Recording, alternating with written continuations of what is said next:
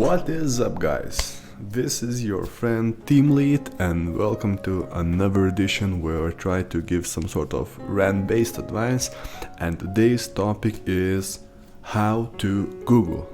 Yeah, I know most of you probably used Google at least once in your lifetime, but I'm just gonna show you different ways you can actually use it and maybe just become better developers by knowing what and where to search.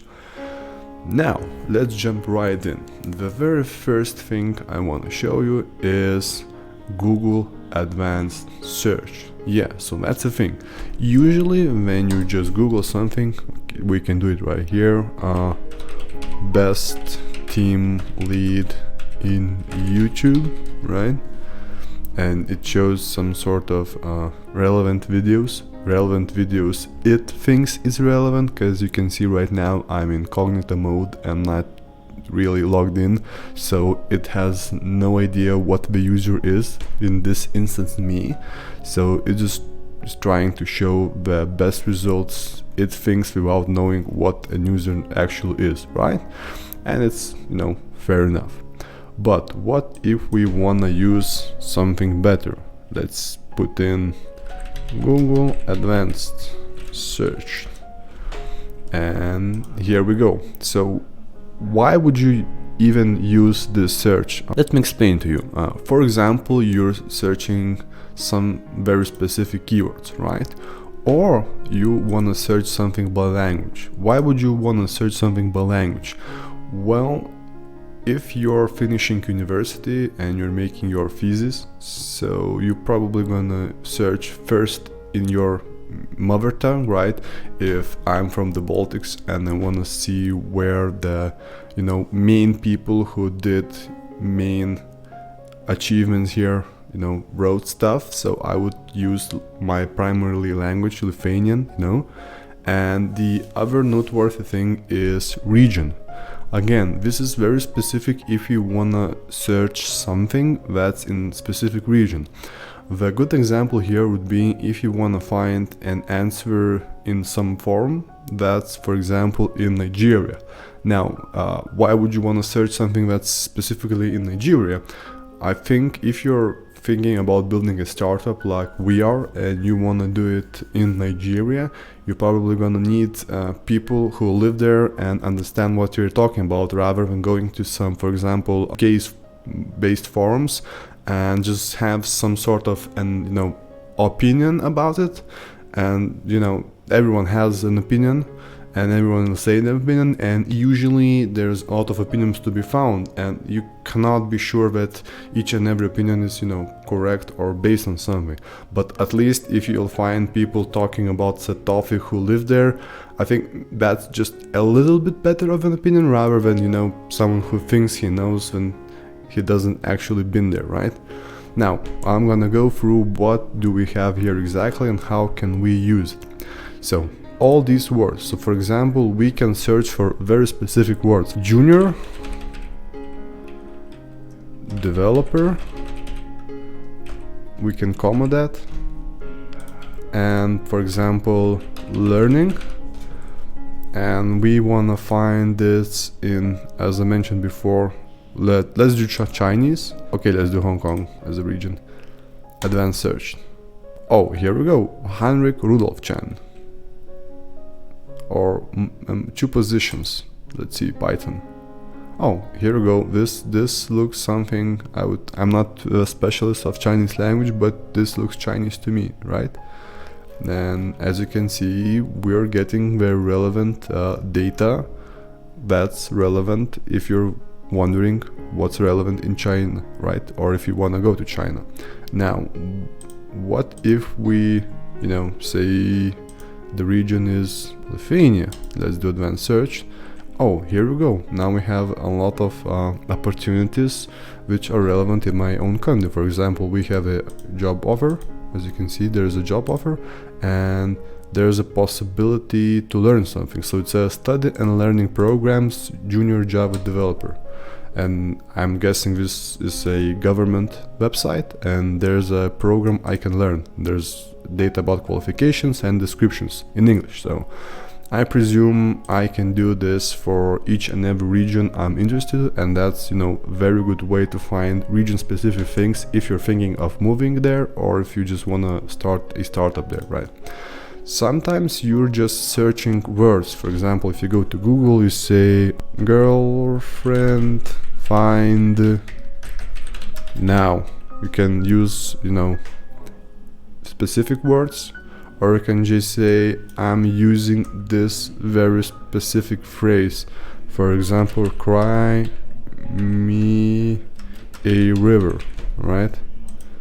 And since I'm using very specific phrase, cry me a river, of course it finds Justin Timberlake's song Cry Me a River, which I've never heard of, and I definitely not a fan of Timberlake. Don't judge me, okay?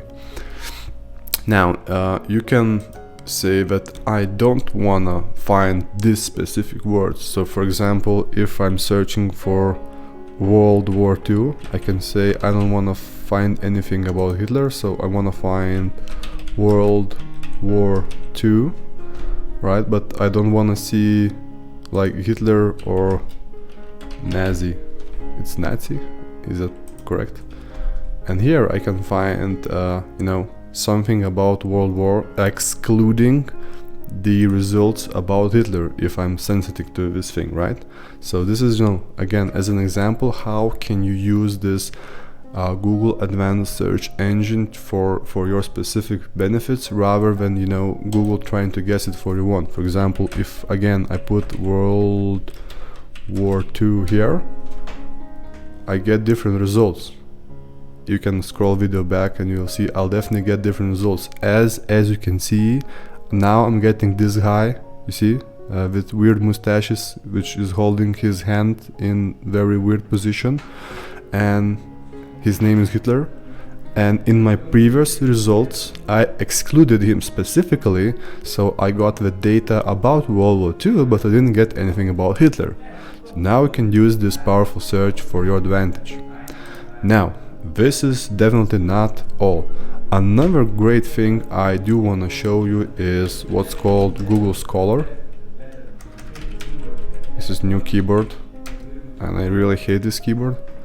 So what Google Scholar does, it's basically sort of a specific engine for scholarship. Scholarship is the incorrect word, for research-based papers. So for example, if you want to see what's actually relevant for your case, you just write, for example, we want to know if marijuana affects or damage brain. Let's do this. And here you can find brain glucose metabolism in chronic marijuana users at baseline and during marijuana intoxication. So right off the bat we find a paper, which whole idea is, you know, to actually see what's the specific thing about what you asked, but rather than finding just blogs and basically some dudes who's been doing it on opinion, right? You find someone who actually, you know, did this as a scientific research. This is very important thing if you're searching not someone's opinion, but an actual study done. So right off the bat you see an abstract. So I'm not even going to try to pronounce this. Is basically the code name is THC. So this is the main psychotic drug that's, you know, used in marijuana. So there's a CBD part and THC part. The one relaxes you, and THC is basically, you know, the psychoactive component, right? And if you were to read, you know, all of it, you'll probably find a lot of research done exactly on this topic. And again, I'm not gonna go into, you know, those theories that maybe it was bought by someone, etc., etc. You know, I do believe scientific papers can be, you know, pushed into certain area where, you know, there are groups who do want to push them into certain area, but this is still done in scientific method, rather than me just going to some blog and saying, oh, you know, I think marijuana usage is good because I've been doing it for 10 years and nothing happened to me. You know, that would be my opinion, but this is based on scientific research. So if you have, you know, a sort of an argument between you and someone who's using or just thinking to start using, this is a very good place to start by researching. So again, I made this just, to be more interesting for watchers, for you guys to see, but you can actually find something relevant, for example, machine learning, that's more relevant to, developers. And right off the bat we see PDF document, right? If we were to open it, oh, here we go, memo functions and machine learning. So this is probably an abstract paper as well, but this is basically the base idea. You can search a lot of actual, real documents by real scientists, rather than, going and saying, is marijuana good for health? They're just gonna say, what are the health benefits and risks? And medical news today, I don't think they're, are scientists. I'm not sure, I'm not judging, but they probably are not, right? And those guys, they're real scientists. Stack Overflow. You probably heard about this website. If you're a developer and you're searching for answers, for example, Java generics, right? And you can see the best results about how to create a generic array in Java. So this is top used website by developers when you want to find how to do something and what's best used. For example, you can find even theological discussions, so to speak, where you can say C# versus Java generics, right?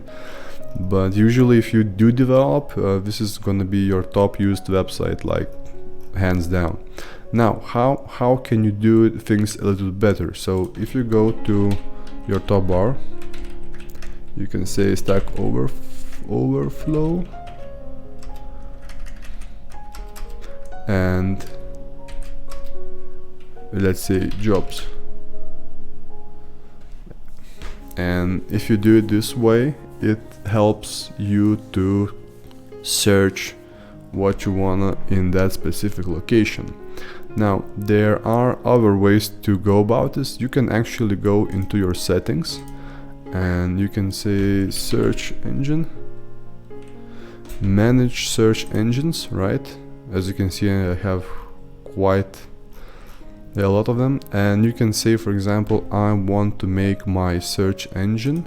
I do already have Stack Overflow here, so I'm gonna just press it, make default, and now my Stack Overflow search is made as default browser. Now what it does, when you go to an open tab, as you can see, it already shows a Stack Overflow icon. Now if I say Java generics and press enter, you see it already queries all the data only from the Stack Overflow website rather than going to any other page. So you can see it does by making a search query and passes parameters. So you can probably do this manually if you have some sort of test engine like SoapAI, Curl, or Postman. You could do it manually. If you don't know how to do it manually by testing engines, you can just do what I did, add the engine here and just set it as default. So now I'm gonna put I'm gonna make Google my default engine again. Okay guys, so there you have it. This is just a few simple ways that can improve your overall debugging while you're starting out as a developer. This is just to recap, we learned how we can use advanced search to our advantage to exclude or include specific things. We learned that we can search specific websites only. We know how to set specific websites as our search engine, and we learned that there's a thing called Google Scholar where we can search through scientific data rather than through someone's opinion, right? So again, thanks for having me. This was another edition of TeamLead Show. Do subscribe to this channel and there are gonna be more videos. Thanks for watching. Bye guys.